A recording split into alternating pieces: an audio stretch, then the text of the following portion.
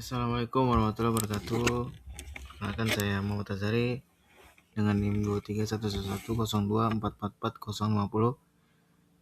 Pada kesempatan kali ini saya akan mempresentasikan yaitu Geologi Indonesia bagian Timur guna untuk memenuhi tugas dari mata kuliah Geologi Indonesia.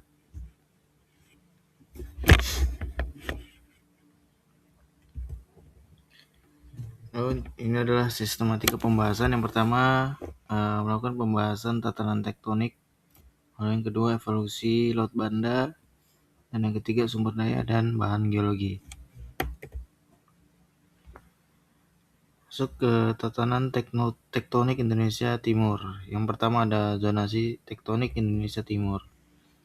Bagian ini menjelaskan bahwa Indonesia Timur bukan satu blok stabil, tetapi mozaik dari fragmen benua, busur kepulauan, kerak samudera, dan jalur subduksi aktif. Artinya, geologi di Sulawesi, Maluku, Banda, serta Timur dan Papua itu dibentuk oleh mekanisme yang berbeda-beda tapi saling berhubungan.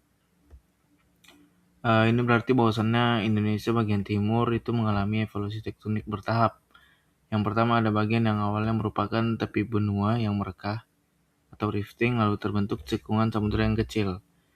Kemudian beberapa fragmen benua atau mikrokontinen dan busur vulkanik itu bergerak, bertumbukan, dan tersolder. Akhirnya terjadi kolisi dengan margin Australia di selatan timur. Dengan kata lain, struktur geologi Indonesia Timur adalah hasil tabrakan bertingkat antara kerak samudera, busur vulkanik, dan fragmen benua. Lalu yang kedua itu ada subduksi ganda Laut Maluku, Pulau Halmahera. Isi dari poin nomor 1.2 ini menjelaskan bahwa di Laut Maluku atau Halmahera terjadi subduksi ganda yang membentuk sistem busur Sangihe hingga Halmahera dan mengontrol deformasi regional Indonesia Timur.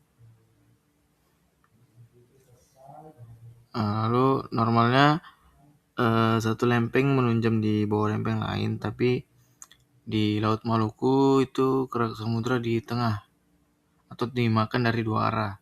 Ke barat di bawah busur Sangihe, ke timur di bawah busur Halmahera. Lalu implikasi geologinya itu zona ini sangat aktif tektonik dan seismik, dan juga menghasilkan busur vulkanik aktif, membentuk deformasi kompresi yang kompleks, serta berpotensi menghasilkan gempa besar dan tsunami. Jadi Laut Maluku adalah salah satu pusat kerumitan tektonik di Indonesia Timur, karena di sana terjadi arc sampai arc collision dan subduksi dua arah sekaligus. Lalu masuk yang kedua yaitu evolusi Laut Banda, yang mana pembahasan itu akan membahas evolusi Laut Banda dan Weber Depth di poin kedua. Pertama 2.1 itu pembentukan Laut Banda. Nah, bagian ini salah satu inti dari PPT sebenarnya, yang dimana menjelaskan bahwa Laut Banda ini berkembang dari Poto Banda tua menuju Laut Banda modern melalui subduksi, rollback slab, pemekaran, lalu kolisi Banda hingga timur.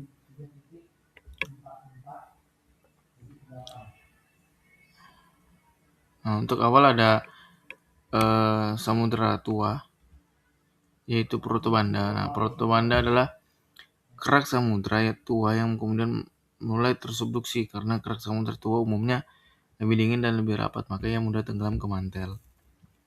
Lalu rollback slab memicu pemekaran. Nah, saat slab yang menunjam terus tenggelam ke belakang, busur di atasnya bisa ikut mundur. Inilah yang disebut rollback slab. Nah, untuk dampaknya itu ada 3, yaitu yang pertama, ruang di belakang busur terbuka, kerak meregang, lalu terbentuk back arc basin atau cekungan pemekaran.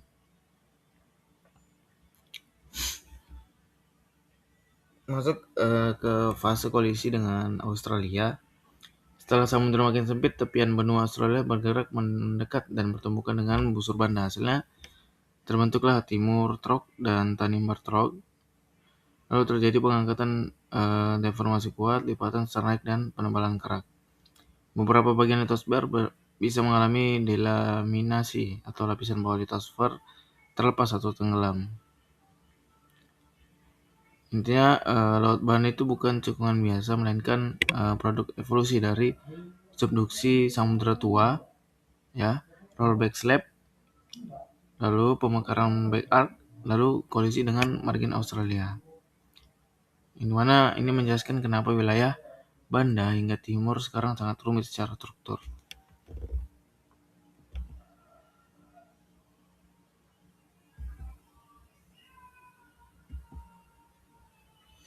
Ini adalah yang bagian kedua, titik 2, evolusi tektonik laut Banda, di mana 15 sampai 12 juta tahun lalu subduksi protobanda kerak samudra mengalami subduksi ke arah selatan.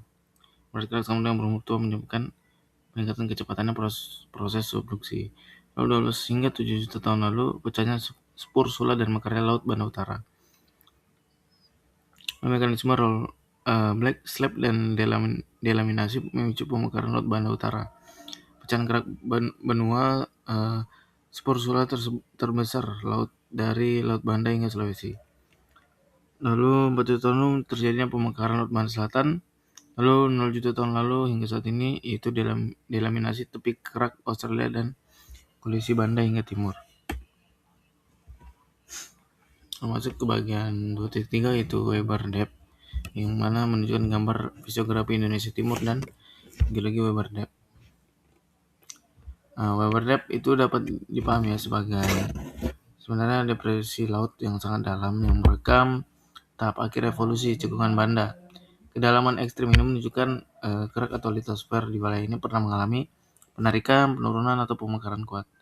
Dan juga ada pengaruhnya subduksi dan rollback. Lalu geometri cekungannya tidak terbentuk oleh sedimentasi biasa, tetapi oleh proses tektonik yang cukup dalam.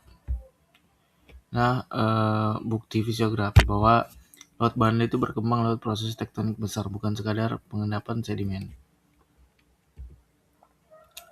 So, masuk geologi dan kolisi timur. Slide ini menjelaskan bahwa kolisi antara tepian benua Australia dengan busur Banda menghasilkan deformasi kuat, pembentukan palung, serta sistem cekungan hidrokarbon potensial. Nah, saat kerak benua Australia yang relatif tebal dan ringan mencapai zona subduksi, ia tidak mudah tersubduksi penuh seperti kerak samudra. Akibatnya, subduksi melambat, busur mengalami kompresi, batuan terlipat, tersesat atau terangkat, lalu terbentuknya cekungan foreland atau pasca temukan yang dapat menjadi tempat akumulasi sedimen dan hidrokarbon. Yang mana artinya kolisi ini bukan cuma membentuk pegunungan dan palung, tetapi juga mengontrol sistem petroleum di timur hingga Banda. Bagian 3.2 itu potensi sumber daya. Nah, terdapat gambar potensi sumber daya itu minyak dan gas bumi serta mineral logam. Di sini menyebutkan bahwa potensi migas itu di cekungan timur offshore Kepala Burung Papua, Sulawesi Timur, nikel laterit di Halmahera dan Sulawesi, tembaga hingga emas seperti Grasberg dan batu hijau, lalu kromit di busur Banda. Nah, potensi sumber daya di Indonesia Timur ini sangat dikontrol oleh setting tektonik. Nah, yang pertama itu ada nikel laterit, berhubungan dengan batuan ultramafic atau oviolet yang banyak tersingkap di Sulawesi dan Halmahera. Oviolet ini umumnya fragmen litosfer samudra atau mantel atas yang terangkat ke permukaan. Batuan ultramafic yang kaya Fe, Mg, dan Ne. Setelah perapukan tropis intensif, lalu terbentuk laterit nikel. Lalu untuk emas dan tembaga itu umumnya berasosiasi dengan busur magmatik dan sistem hidrotermal. Artinya zona subduksi dan magmatisme aktif menghasilkan fluida pembawa logam terbentuk endapan porfir atau epithermal. Lalu migas atau minyak dan gas terkait dengan cekungan sedimen di margin benua, belakang busur atau cekungan pasca temukan. Artinya daerah kolisi dan pemekaran tidak hanya merusak kerak, tapi juga menciptakan ruang akomodasi sedimen yang penting untuk sistem petroleum. Selanjutnya itu ada bahaya geologi. Ini yang terdapat foto-foto bahaya geologi itu gempa bumi, tsunami, vulkanisme aktif, hingga banjir atau longsor. Dengan pengontrol utamanya ya seperti sesar Palu hingga Koro, sesar Sorong, zona merah, busur banda, palung subduksi aktif, topografi curam, dan curah hujan tinggi. Nah, gempa bumi ini sumbernya itu berasal dari subduksi aktif, dimana seperti gempa megatrust dan gempa menengah hingga dalam. Nah, itu sumbernya berasal dari subduksi aktif. Kalau seperti Palu Koro dan Sorong, gempa dangkal merusak itu karena adanya sesar mendatar yang aktif. Lalu tsunami terkait dengan gempa subduksi, longsoran bawah laut, deformasi dasar laut pada busur banda, Maluku hingga Halmahera. Nah, vulkanisme. Nah, karena Indonesia Timur memiliki banyak busur vulkanik aktif, terutama Halmahera, Banda dan Sulawesi Utara, maka potensi yang akan terjadi itu yang pertama adalah erupsi, aliran piroklastik, lahar, hujan abu, lalu longsor, di mana topografi yang curam, hujan tinggi, batuan lapuk, sesar yang aktif, yang dimana terjadinya kombinasi klasik untuk longsor ini.